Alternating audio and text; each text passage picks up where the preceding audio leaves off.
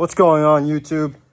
Today is part 2 of putting the smeding turbo in my 6.7 POWERSTROKE. I got almost all the parts in. The rest will be here tomorrow, and then it's completely ready to go back together. But for now, I got everything to at least get started. It's getting kind of late tonight, so I don't know how much I'll do tonight, but hopefully tomorrow I can come back here and keep working on it. I got the BD manifolds. I got them in, and I got the PP up pipes. As you can see, I've already started. I'll show you guys what I'm doing here on this one. I just got a little too carried away and got started already. But yeah, I got them in. I got the downpipe in. Obviously, I have the turbo. And then I have my CP4 disaster prevention kit, which I'm going to do once I get the manifolds in. I'll make a whole separate video on that, so stay tuned for that. Also, if you haven't checked out the video of me tearing everything apart, make sure to check that out as well. As you can see here, we got an empty valley and it's ready to go back together. So I'm going to go ahead and get these up pipes finished, bolted up to the manifolds.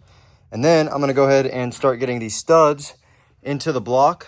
And then I should be able to put the manifolds in, get them torqued, and then get the turbo in. After I get the disaster prevention kit, I will get back to you guys whenever I get something done. What I've actually decided to do first is I'm going to go ahead and put the studs in the motor. So what the instructions say, there's two different types of studs. There's the short ones and then there's the long ones, and they're both the same thread pitch and everything, but these shorter ones are to go into the end to put the up pipes on. I already got those in. It says torque these and those to 9.5 pounds, and luckily I have a torque wrench that's capable of doing that. This is the stud tool. I'll show you guys how it works. The shorter side is going to go into the block and is going to go into the up pipe. This side is the nut is going to screw onto to tighten everything down. So you would put the installer tool on this side, get it on there, and then install it and then torque it. So I think you could probably use an Allen head on that one as well, but I have a socket, so I'm just going to use a socket. Basically what you would do is just get it in there like so. And then it's in there as far as I can get it by hand. So now I'm going to come in with my torque wrench and torque them all to 9.5 pounds. And then I can get the gasket on, which is right here. And then I can put the manifolds in and torque them down. These are the instructions to torque them down. So that's exactly what I'll do. I'm sure there's better videos to show how to do it a little bit better, but I'm just going off the instructions. So yeah, you can just follow my lead, I guess. As you can see, I got all the studs in. I got them torqued to 9.5 foot-pounds, and I did the same with these studs. I got the driver's side up pipe onto the manifold already.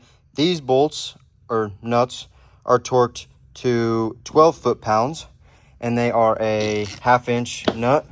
So I got this torqued down. Now this should be ready to go. I can go ahead and put it on, but I'm going to go ahead and do this one first. These are also torqued to 9.5 foot-pounds, and then the nuts are 12, like I just said. So I'm going to go ahead and get the passenger side one on, get it tightened up, and then I think we'll be ready to throw them in the truck. So as you can see, got the manifolds in. I didn't think about it. I started the nuts.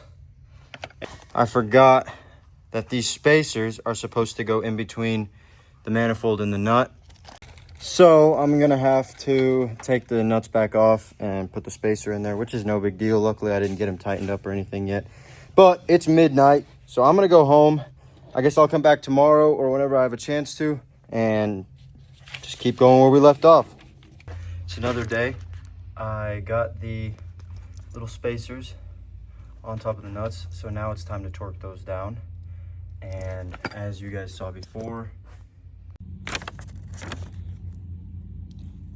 that right there is the pattern on torquing them. What I'm doing right now is just tightening them down with the electric ratchet, and then I will come back in with the torque wrench and torque all of them. So yeah.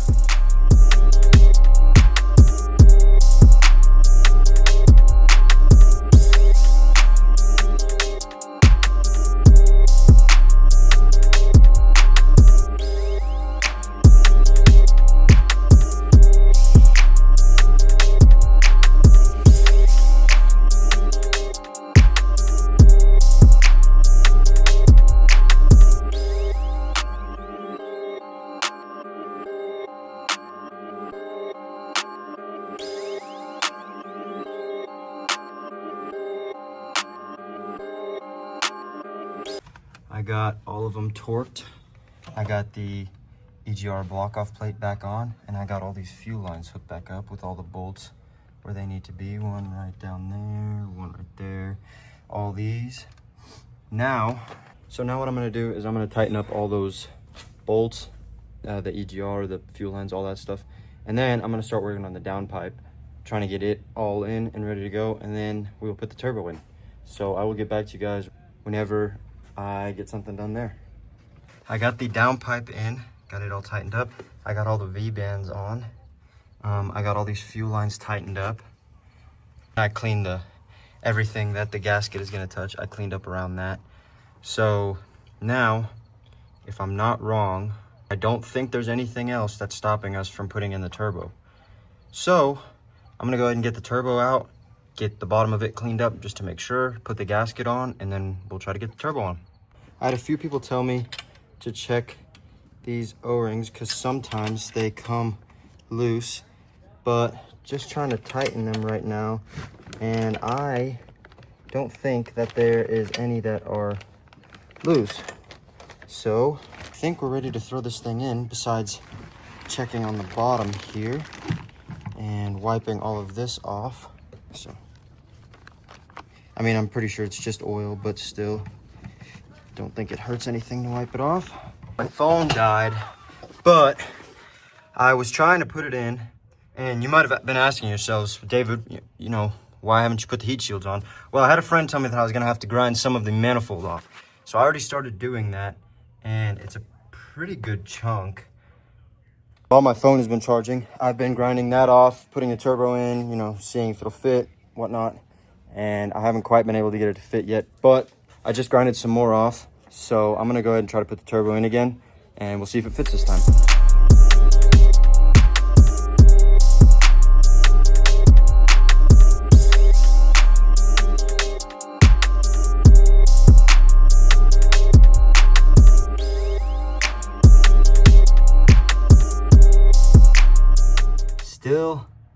Still hitting. So I'm gonna have to pull it back out, and I'm gonna have to grind a little bit more down. So I guess I'll get it back out. I got the turbo in, and I finally got these to line up. Had to grind off a whole lot, and it's just barely clearing. I know it doesn't look like it is, but it is. So what I ended up having to do is, first off, grind enough down here, and then I had to loosen the up pipes from the manifolds. So had to take the turbo back out and loosen these bolts that go to the exhaust side so I could move it around a little bit. And also I loosened those bolts right there, and that was able to kind of shift the turbo left to right. Loosen the up pipes, and that was enough to get me to clear so I could get V-bands on. So now I need to tighten the V-bands and then retighten those, and then torque these bolts down, and then I need to get the up pipe back in. So I had to take it out so it was out of the way so I could get to that V-band clamp down there for the driver's side up pipe. So I'm gonna have to put that back in, and then I should be done with the exhaust side of the turbo. Button up a few more things up here, get the disaster prevention kit in, and then change the oil, change the fuel filters, change the coolant. And that should be enough to get it done. Hopefully, we hope. Also, if you don't have one of these topside creepers, I highly recommend it. It would have been way more work to get this turbo in and out of here 6 or 7 times without this creeper. So I highly recommend getting one. I got this one from Amazon for like 150 bucks, and it does pretty great. So anyway, I will get back to you guys whenever I get the downpipe in. Okay, so got the turbo in, got the downpipe back there in and tightened up. So I still need to put the bottom part in all the way here, but I got that piece tightened up, so it should just slide right in. And then we get that clamp right there tightened up, get the bolts down there tightened up, and the downpipe is ready to go. Then I think it's time for the disaster prevention kit. And that little plug that goes right there, I need to put that on. And then put the piping kit on, fill it up with coolant, change the oil, and change the fuel filters, and we should be done with this whole project. We got the lower part of the downpipe in. So now I'm gonna change the oil, put coolant in it, and change that bottom fuel filter since I got the disaster prevention kit in. And then put the piping kit on and connect some sensors. We'll update you guys whenever I get the oil changed and the coolant filled. Okay guys, well, I got the oil change done and a little more. So yeah, oil change is done, both fuel filters are changed, and I got it filled up with coolant. Now the only problem that I'm having is I might have twisted the O-ring on that, the heater hose right here. So I might have to go get a new O-ring. We'll see when I start it. But this hot side charge pipe here, they did not send me the right boot here. So I'm gonna have to run to O'Reilly's and get one. Hopefully it works. And after I get that put on, it should be ready to go. After about 16 hours and 3 trips to the parts store, I found a boot that'll work. So I guess we are just about done. I'm gonna go ahead and prime the fuel system, and then the moment we've all been waiting for, start it up. So I'm gonna prime the fuel system and then I'll get back with you guys. So tune is downloaded. Right now I'm still priming the fuel system. I'm gonna do the key situation 10 times where I just, turn the key on, let the fuel system prime for 30 seconds, turn it off, do it again. So whenever I get done with that, I will get back to you guys and we will get it started.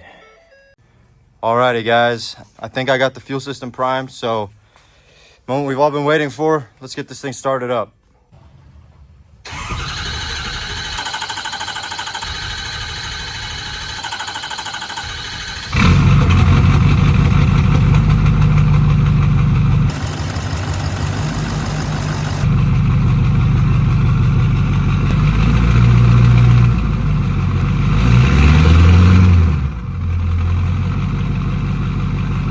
We started the truck and we found a coolant leak. The O-ring out of this heater hose, it got ripped. So I replaced the O-ring, and then these fuel lines that go on the rails over here, they were leaking. So I guess I didn't get those tight enough.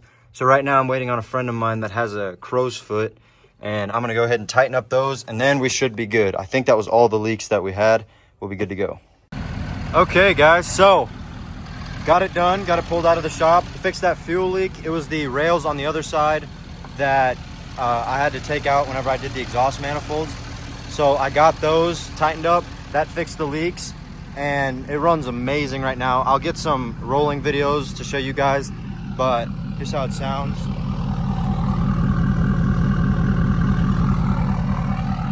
So yeah, I'm gonna go give it a wash, get some clips of it, get some clips of how it runs when it's driving. I still need to download a transmission tune on it. It shouldn't be too bad. And then take it easy for a little while, and then we're gonna beat on it some. So if you guys wanna see some more videos of this, let me know. With the transmission tuning that I did, I also did a trans relearn. So basically I have to take it easy for 500 miles. And as you can see, don't mind how many miles the truck has, but yeah, it's gonna be right around 235 and 700. So it's still gonna be a little while before I can kind of rip on it for you guys. So I'm probably gonna turn that into like a YouTube shorts video or something, or maybe I'll just review it in a month or something after I've, gotten into it a little bit. I'll take a quick cold start video of it for you since it's like 65 degrees today.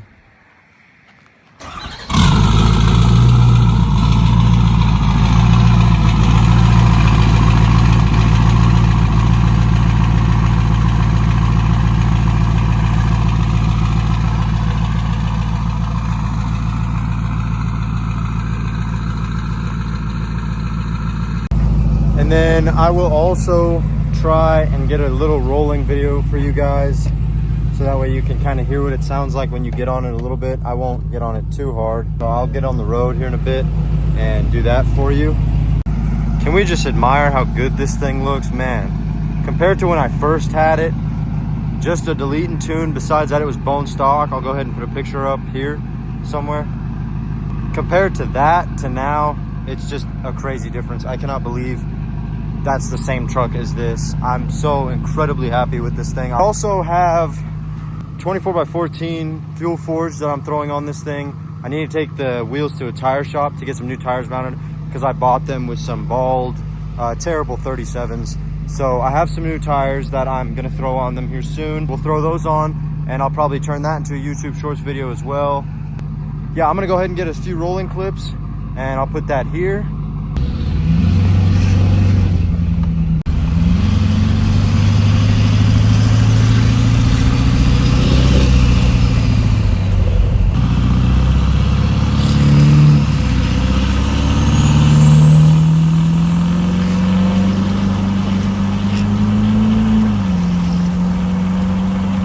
Well, I think that's gonna be the end of this video. If you like what you saw, go ahead, like, subscribe, comment, all that stuff.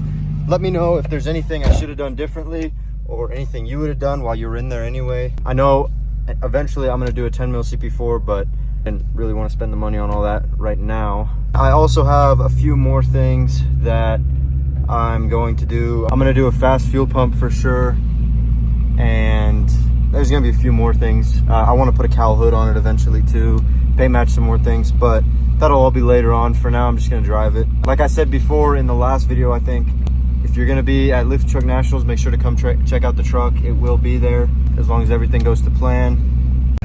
Man, I still cannot believe how good this thing looks. I am so insanely happy with it. I think that'll be the end of this video. Thank you guys so much for watching. I'll see you guys later. Peace.